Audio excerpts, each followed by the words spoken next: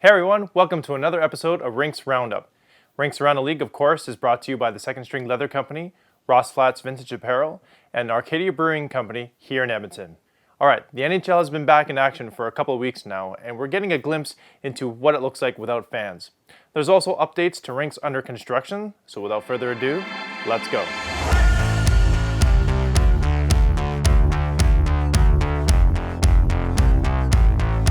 Welcome to Rinks Around the League. I'm your host, Jeff Nash. Now, there's lots going on around the league, so let's just jump into it.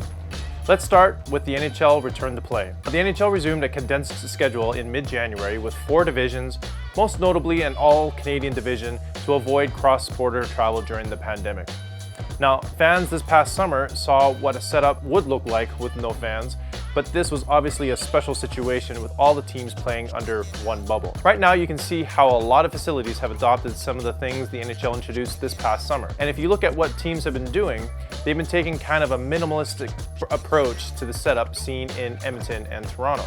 It's been interesting to see what teams have been rolling out with in regards to branding. Now, the NHL has introduced more ad inventory in the buildings, including more ad positions along the glass and on the ice. A mix of physical and virtual ads can be found in these areas and on the ice. They are also placing ads on massive seat coverings that can be found in most rinks. It's been fun to check out what teams have been doing with these seat coverings with the size and colors. The one in Detroit at Little Caesars Arena I find particularly interesting.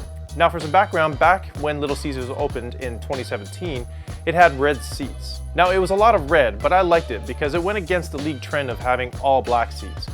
Now, of course, the red seats were a nod to the original seats in the Red Wings' previous home, the Joe Louis Arena. After the first season with low attendance, it was decided to change the seats from red to black to hide all the visibly empty seats that would show up on the broadcast. Now, with no fans in attendance because of the pandemic, they've decided to cover all the black seats with bright red covers. I don't get it, Detroit. They should have just left the red seats in there in the first place. Speaking of fans, there are some arenas allowing fans into the games. Gila River Arena, home of the Arizona Coyotes and temporary home of the San Jose Sharks, is allowing some fans under strict guidelines. These include spacing between fans, face masks, COVID tracing app downloads, mobile tickets, concessions, prepaid parking, and a strict no-bag policy. They've been averaging around 2,300 fans a game. The Florida Panthers are also allowing fans into the games. So far, they've been getting an average of 3,800 fans to their home games under similar COVID-19 protocols. And despite having their own season start delayed due to COVID-19 cases amongst the team, the Dallas Stars are also allowing limited fans in to watch their home games. Just recently, the Nashville Predators have also started to allow fans in attendance. And also starting February 2nd, the St. Louis Blues are also allowing 1,400 fans, including invites to frontline workers, families and friends of players, hockey staff, team employees, and essential personnel. Here in Canada, they are currently not allowing fans into the buildings. At the time of taping this episode, the USA was tracking a 7-day average of 167,000 cases, and Canada was tracking a 7-day average of 5,300 cases. Now before we head into the updates on rinks under construction, if you're new to the channel, make sure to hit subscribe, give me a thumbs up on this video. Quick research into my channel shows 85% of all my views have come from non-subscribers, so if you're just discovering this channel right now, help me out and subscribe. Okay, now on to progress updates on rinks being built. Let's start off with new updates in Calgary. Nothing. I got nothing. I haven't heard a word or seen any new updated renderings. The only thing changing is the demolition of the old Stampede Corral, which was the Flames' first home in Calgary. But other than that, it's pretty quiet in Cowtown. Now let's head over to see the exciting progress in New York with UBS Arena. The new home of the New York Islanders is seeing some amazing progress. They currently have 2 live cameras showing the progress on the interior and exterior, as well as some updated renderings on what it will look like when it's completed. I'll include links to the live cams in the description below.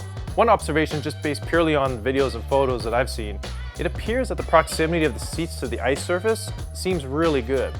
I mean, anything's better than Barclays Center, right? Now, the billion-dollar project is set to open for the 2021-2022 NHL season. And now let's wrap things up with a check-in with Climate Pledge Arena in Seattle, home of the Kraken. Some major milestones have been taking place over the last few months, including the installation of the arena's marquee on the top of the roof, and the latest construction milestone with the removal of the last temporary steel columns that temporarily supported the original roof during construction. 72 steel columns were put in place to be able to support the original 44 million pound roof structure. 72 steel columns were put in place to be able to support the original 44 million pound roof structure, while it was lifted up and out of the way while excavation of 600,000 cubic yards took place underneath. Now, the roof was originally built in 1962 and designed by architect Paul Theory. He designed the roof to look like a cedar woven rain hat that had been traditionally worn by Aboriginals on the West Coast. I have great respect for the group in Seattle to battle through the logistics of preserving this iconic architectural landmark in the city. Now that this major milestone is complete, they can now continue to the next stages in the construction progress. Climate Pledge Arena is set to open in June of 2021, so buckle up because the progress of the NHL's newest arena is going to be staggering with only 5 months to go.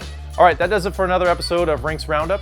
Stay tuned to this channel for upcoming videos and head over to my social at _the_Rinks on Twitter and Instagram to keep up to date on news and special contests I will be running.